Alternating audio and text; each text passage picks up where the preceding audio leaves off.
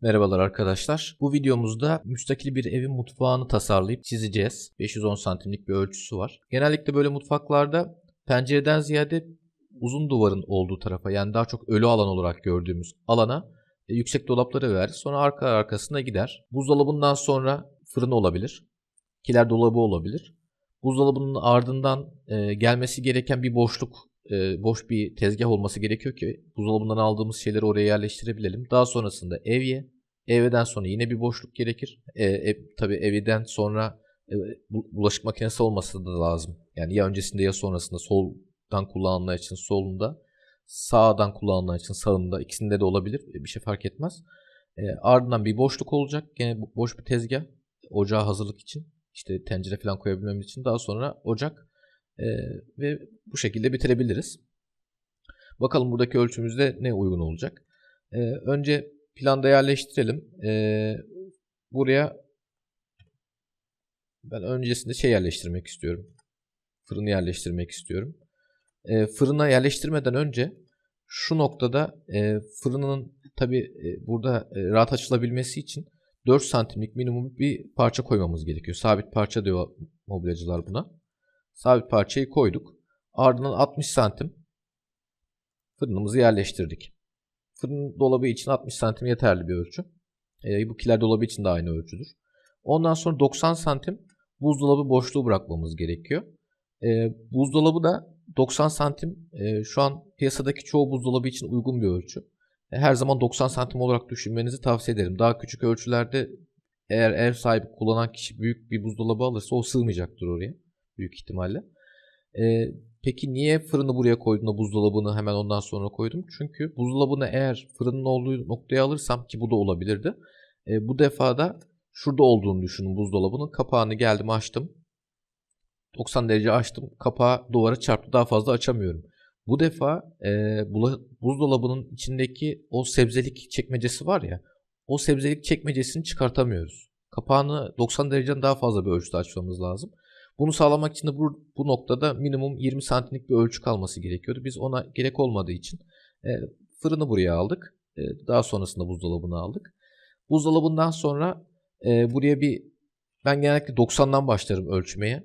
Yani 90 santimlik dolap modüllerini daha kullanışlı buluyorum. 90 santimlik bir boşluk koyduk. Boş bir tezgah burası. Ondan sonra 90 santimde evyemizi koydum. Şimdi hemen bir görünüşünü çizelim. Bakalım neye benzedi. Şu haliyle. Şunu 270 santim duvarımızı çizelim.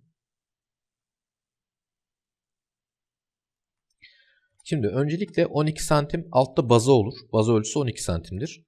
Alt dolap ölçüsü de yüksekliği 72 santimdir. Bunlar standart ölçüler. Onun üstüne 4 santim mermer olur.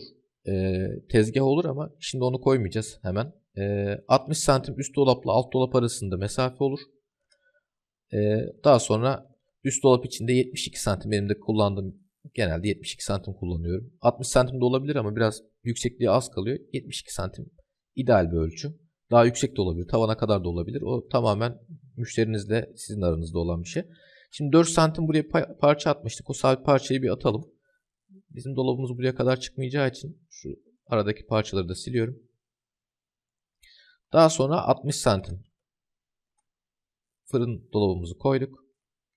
Devam edelim. Şu parça olmayacak. 90 santim buzdolabı boşluğumuzu koymuştuk. Tabii buzdolabı olduğu için baza olmuyor burada. Tamam. Daha sonra 90 santim bir modül koyduk. Şimdi tencere çekmecesi diye bir şey var. Bu tencere çekmeceleri iki kapak şeklinde oluyor. Çekmece şeklinde ve derinliği de fazla olduğu için buraları tencerelere depolanabiliyor. Aslında çok kullanışlı bir şey. Yani ev hanımlarının çok sevdiği bir çekmece türü. Kapaktan daha kullanışlı. Yani eğer öyle bir imkanınız varsa hepsini bu tencere çekmecesi şeklinde kullanmanızı tavsiye ederim. Ben öyle yapıyorum. Üst dolabı da yine aynı şekilde kullanabiliriz ya da ikiye bölebiliriz. Ben orayı da, buna da vasitas kapak derler. Yukarıya doğru açılan kapak türü. Bunların kulbunu şöyle gelişi güzel bir kulp koyalım. Devam edelim. 90 santim hemen yanında bir dolap daha bırakmıştık. Modül. Daha sonrasında Bir 90 daha bırakalım. Bakalım neler çıkacak ortaya. Sonrasında bir 90 daha bıraktığımızda dışarı taştı. Tamam şimdi. Biz buzdolabından sonra gerekli olan tezgah boşluğunu bıraktık ya. Ondan bir sonraki gelecek olan boşluk artık evye boşluğu olmalı. Evyeyi de ben yine evye çekmecesi yapıyorum. Eğer şey olmasın dersen bunu tamam evye çekmecesi yapmayalım. Evye çekmeceleri de çok kullanışlıdır bu arada. Evye çekmecesi yerine 45'er derecelik 2 kapak yapıyoruz buraya da. Maliyeti fazla arttırmayalım. Üstüne de yine ben vasistas kapak olarak devam etmeyi uygun görüyorum burada. Sonrasında buraya dokunabiliriz. Gerekirse değiştiririz. Önce bir yerleştirelim de. Burası bizim evyemiz oldu. Evyeden hemen sonra bunu bu tarafta da yapabilirdik. Solunda sağında da yapabilirdik. Ben genelde yani sağında yapmak burası için uygun görünüyor. 60 santim şeyi koyduk. Hemen yukarıya da aynısını yapalım. Burada iki yol izleyebiliriz. Ona da geleceğim. Daha sonrasında bu bizim şimdi bunu sadece ortalamak için yapıyorum bu arada. Tamam. Şimdi bu bizim bulaşık makinemiz. Onu bir bulaşık makinesine benzetelim. Devam ediyoruz. Aslında o 90 santim yapmıştık ya şöyle. Yanında bir 30 santim kalmıştı. Bunu da kullanalım. Yani bunun yanında bir şişe şeyi gibi, şişe kapağı gibi, şişe çekmecesi gibi baharatları koyabilirler. Burayı da yine aynı şekilde buradan devam edelim. Yine vasistas kapak olsun bu da. Ve sonunda artık ocağımıza geldik. Bunu niye ekledim onu da söyleyeyim. Yani çünkü evye ile ocak arasında biraz mesafe kalsın istiyorum. 60 santim bana çok yeterli gelmiyor. Böyle biraz daha geniş bir mutfak ya burası. Onun için burayı 90 santimden aşağı düşmek istemedim. Onun için yanına bu bir modül olarak düşünün.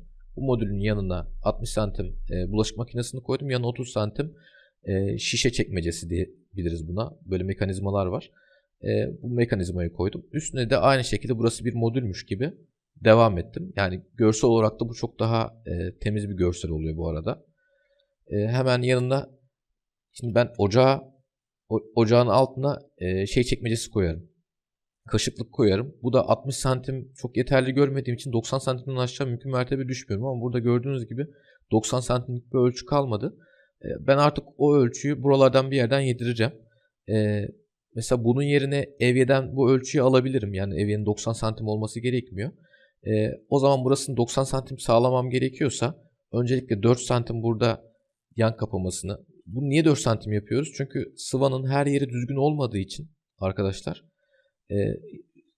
yani şuralarda kapağı dolabı buraya yerleştiremeyecek. Çünkü atıyorum burası kaçtı 5-10. Burada 5-11 gelir. Şuraya doğru indikçe işte 509 gelir. 508 gelir. Yani o şeyler mobilyacıları zorladığı için buralara onlar sabit parçalar atarlar. Onun için böyle bir parça bırakmamız zaruri aslında.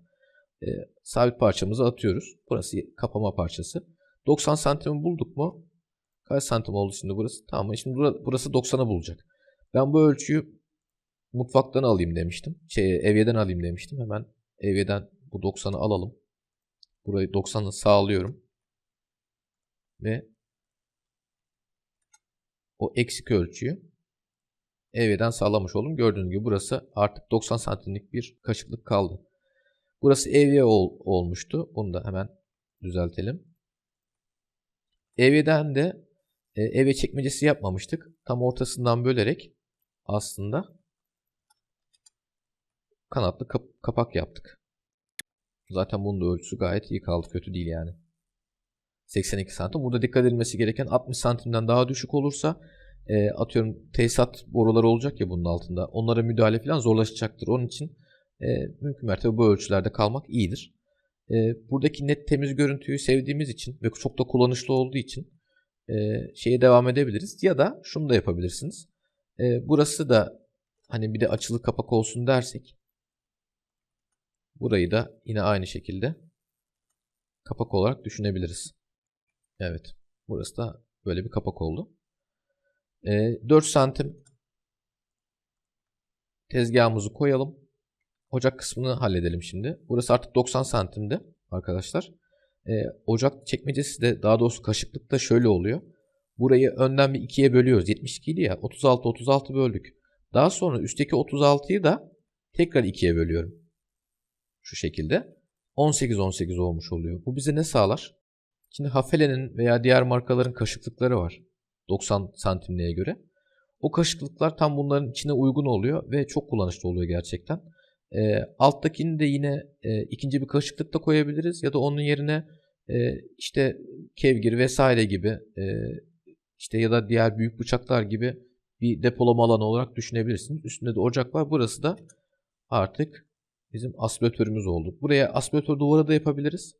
Aspiratör aspiratör dolabı yapacaksak eğer bunun şöyle olması gerekiyor. Şunu temizliyorum. Aspiratör dolabıyla tezgah arasında 75 santim boşluk olması gerekiyor. Yani şu dolap arasında 75 santim boşluk olacak. Bunun sebebi ise şunları keseyim hemen. Ben hem konuşup hem iş yapmak benim için biraz zor, kusura bakmayın. Üstünde tamamlayalım. Şimdi bunu eğer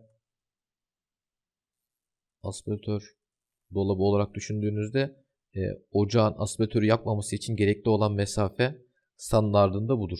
Bu şekilde yaparlar. Bunun önü kapalı olsa bile, ki bazen öyle oluyor, aspiratörün kendisi bunun içinde gömülü kalıyor. Şöyle. Öyle aspiratörler var. Hatta tezgah altı aspiratörler de var. Bu şekilde, yani biz bunu görmüyoruz ama dolabın altından bu şekilde duruyor.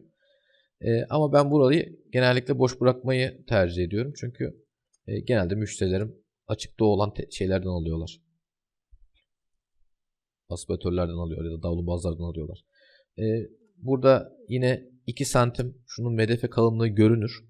Onu da çizelim. Diğeri görünmez. Bu şekilde bir mutfak olur.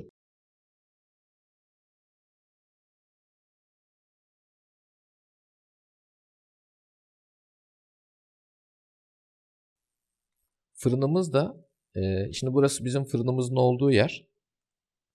Genellikle fırınların altında bir tepsi çekmecesi olması doğru olur.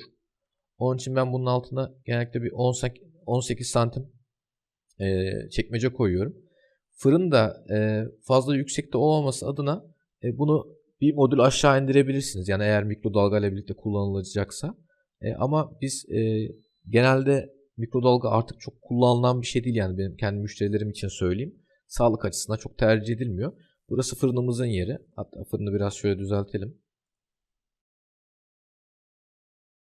Bir sonraki videoda bunun elektrik ve su tesisatını da göstermek istiyorum. İzlediğiniz için teşekkür ederim.